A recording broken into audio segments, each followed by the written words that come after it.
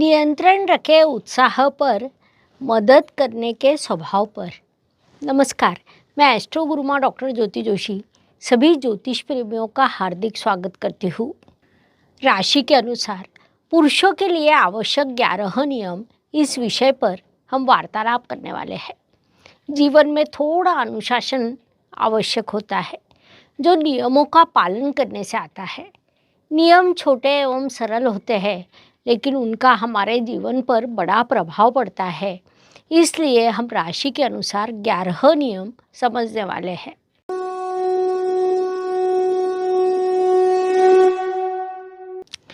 सबसे पहले हम धनु राशि के संदर्भ में जानकारी समझ लेते हैं। तो प्राकृतिक कुंडली के भाग्य स्थान में आने वाली गुरुदेव की अग्नि तत्व की राशि को धनु राशि कहा जाता है। भाग्य स्थान में आने के कारण इस राशि को भाग्य राशि भी कहा जाता है। साथ ही एक लक्ष्य को निर्धारित कर उस अनुसार मार्गक्रमण करने वाले लोगों के राशि के रूप में धनु राशि की विशेष पहचान है। धनु राशि के पुरुष अपना लक्ष्य निर्धारित कर उस अनुसार मार्गक्रमण करते हैं। लक्ष्य के अलावा उन्हें कुछ दिखाई नहीं देता, इसीलिए वे जीवन में शीघ्रता से सफल हो सकते हैं। लेकिन इस राशि में एक विशेष बात है। जब हम धनु राशि की कुंडली देखते हैं तो अष्टमेश राशि में विराजमान होता है। कुंडली का अष्टम स्थान बाधा, परेशानी और संघर्ष का स्थान माना जाता है। परिणाम स्वरूप दूसरों के लिए भाग्य कारक मानी जाने वाली ये राशि अपने लिए बाधा, परेशानी और संघर्ष से मार्गक्रमण करती है। धनु राशि के जातक संघर्ष करते हुए आगे बढ़ते हैं। राशि स्वामी गुरुदेव होने के कारण ये जातक ज्ञानी भी होते हैं, बुद्धिमान होते हैं, दूसरों के उन्नति के लिए प्रयास करने वाले होते हैं। धनु राशि गुरुदेव की मूल त्रिकोण राशि एवं पसंदीदा राशि है। अन्याय ये लोग कतई सहन नहीं कर सकते। वास्तव में वे अन्याय के विरुद्ध आवाज़ उठाते हैं। एक विशेष लक्ष्य उन्होंने निर्धारित किया होता है, उसी के अनुसार उनका मार्गक्रमण शुरू रहता है। लक्ष्य निर्धारित करने के बाद वे भूख प्यास भूल कर काम करते हैं। धनु राशि की सबसे बड़ी विशेषता कही जाए तो उनका आशावाद सदैव जीवित रहता है। कितनी भी विपरीत स्थिति हो, वह बदलने वाली है और अपने लिए अच्छा होने वाला है, ये विश्वास उनमें होता है। परिस्थिति के विरुद्ध लड़ने की एक शक्ति उनमें होती है। गलत चीज़ों के विरुद्ध लड़ने का सामर्थ्य होता है। धनु राशि की एक और विशेषता कही जाए तो ये द्विस्वभाव राशि है। गुरुदेव की राशि होने के कारण ये लोग ज्ञानी होते हैं। जहाँ ज्ञान होता है, विचार होता है वहाँ द्विस्वभाव देखने को मिलता है। यह अत्यंत स्वाभाविक है। यह राशि सदैव प्रसन्न रहती है। इन लोगों को अध्यात्म, धार्मिक कार्यों में बड़ी रुचि होती है। पारिवारिक इतिहास इससे पता चलता है। गत जन्म का इतिहास यहाँ से पता चलता है। इसलिए धनु राशि महत्वपूर्ण मानी जाती है। धनु राशि के बौद्ध चिन्हों को देखें तो हाथ में धनुष्य बाण लिया हुआ धनुर्धारी पुरुष, जिसके शरीर का आधा हिस्सा घोड़े का है, उस अनुसार घोड़े का चंचल स्वभाव इस राशि में है। धनुष्य पर बाण चढ़ाकर खींचा हुआ है, लेकिन उसे छोड़ा नहीं, अर्थात लक्ष्य पर ध्यान केंद्रित किया हुआ है। यहाँ भी द्विस्वभाव दिखाई देता है कि बाण खींचा हुआ है लेकिन छोड़ा नहीं। बाण को छोड़ने से पहले पुनश्च विचार करने की प्रवृत्ति यहाँ दिखाई देती है। अर्थात ये द्विस्वभाव थोड़ा अलग है। किसी भी चीज़ को करने से पहले अंतिम समय पर पुनश्च विचार करना, हम जो कर रहे हैं क्या ये उचित है, ऐसा विचार करने वाली यह सुंदर राशि है। लेकिन कितनी भी सुंदर राशि हो, उसे अधिक समृद्ध करने के लिए कुछ बदलाव की आवश्यकता होती है। वे बदलाव यदि धनु राशि के लिए जीवन में छोटे छोटे नियमों का पालन किया जाए तो ये राशि अधिक सकारात्मक बन सकती है। उन नियमों को हम समझने वाले हैं। धनु राशि के पुरुषों के लिए पहला नियम है कि ये लोग सदैव काम में बहते रहते हैं। क्योंकि जैसा मैंने पहले भी कहा कि लक्ष्य निर्धारित कर मार्गक्रमण करने वाली ये राशि है। लक्ष्य को निर्धारित करने के बाद उन्हें दूसरा कुछ दिखाई नहीं देता, जिस कारण ये लोग काम में बहते रहते हैं। लेकिन जीवन में काम के साथ अन्य कई चीज़ों की आवश्यकता है।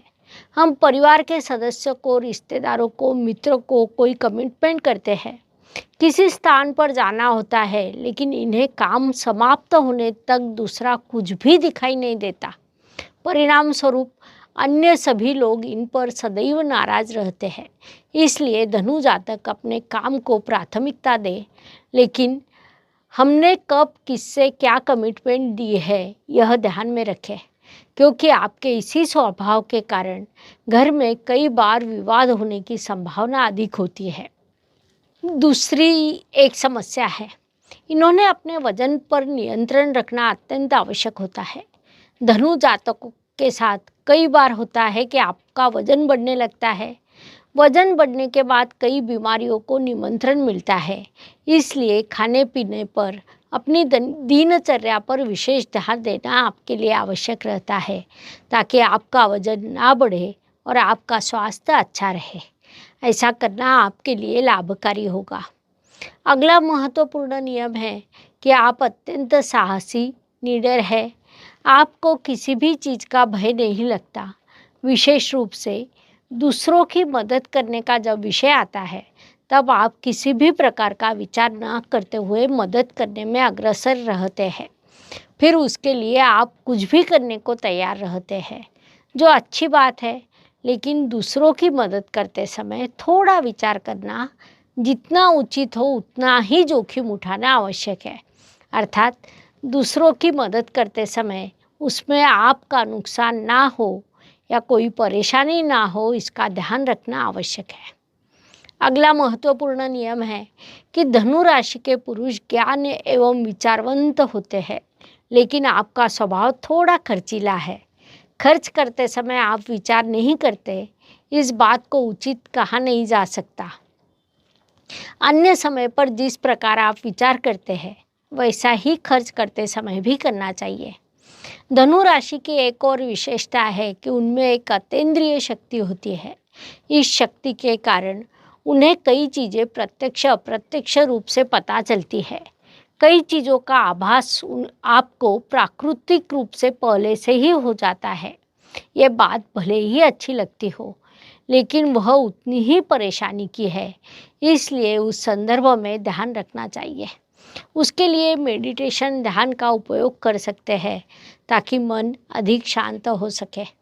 संक्षेप में कहा जाए तो आपने अधिक से अधिक सामान्य जीवन व्यतीत करने का प्रयास करना चाहिए, क्योंकि अधिक ज्ञान होना भी परेशानी का कारण बन सकता है। एक और महत्वपूर्ण विषय है कि आपका सामने वाले व्यक्ति पर शीघ्रता से विश्वास बैठ जाता है। सामने वाला व्यक्ति असत्य भी बोल सकता है, ये बात आपके मन में नहीं आती। सामने वाला व्यक्ति यदि कोई बात कर रहा है तो वह सत्य बोल रहा है, ऐसा आप मान लेते हैं, जिसका आप पर बड़ा दुष्प्रभाव होता है। उसमें फंसने की संभावना अधिक होती है। सामने वाला व्यक्ति आपसे अपना काम निकाल सकता है। एक और नियम या दोष कहा जाए तो आप सदैव उत्साही रहते हैं। हर चीज़ के लिए अलौकिक उत्साह होता है, जो अच्छी बात है, लेकिन कभी कभी उसका अतिरेक हो जाता है और उससे भी आपका नुकसान होता है। इसलिए अपने उत्साह पर नियंत्रण रखें। अगला महत्वपूर्ण नियम है कि धनु जातकों ने संशोधन कार्य में भाग लेना चाहिए, क्योंकि राशि के अनुसार अष्टमेश राशि में विराजमान होता है। ऐसी स्थिति में यदि आप संशोधन कार्य करते हैं तो आपको सफलता मिलने की संभावना बढ़ जाती है। साथ ही कुंडली का अष्टम स्थान धार्मिकता, शास्त्र में रुचि को दर्शाता है। उस अनुसार यदि आप कार्य करते हैं तो आपके लिए लाभकारी हो सकता है।